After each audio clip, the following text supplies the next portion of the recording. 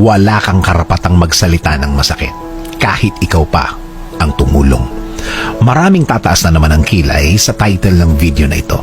Kapag tumulong tayo, tutulong tayo ng kusa, tutulong tayo ng buong puso, tutulong tayo ng bukal sa loob, dahil masarap naman talaga ang tumulong kesa ikaw ang tutulungan. Remember the phrase, it's better to give than to receive.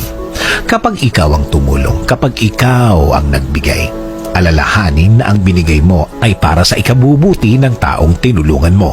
Pero huwag mo namang idikta kung paano niya dapat patakbuhin ang kanyang buhay.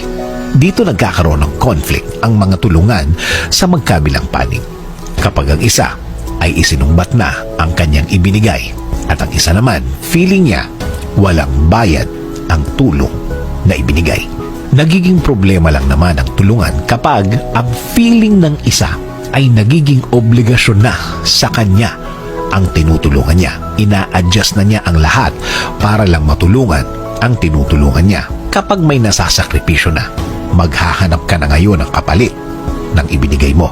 At ang isa naman, feeling ng tinutulungan, wala siyang obligasyon na magbigay ng sukli dahil ang alam niya, libre at walang balikan ng tulungan ang mangyayari. Ang tanging obligasyon ng tinutulungan ay pagbutihin niya ang buhay niya. Gamitin sa tama ang itinulong, gamitin sa tama para mabago at mapaunlad ang buhay niya. Ang conflict sa bagay na ito ang mabubuong problema sa tulungang ito.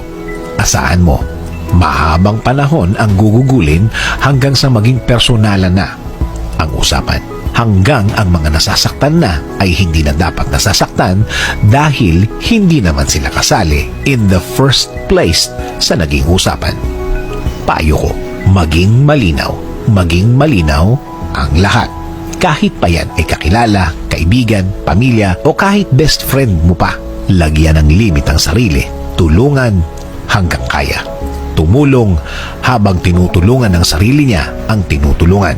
Again, maging malinaw at maging bukal sa loob palagi.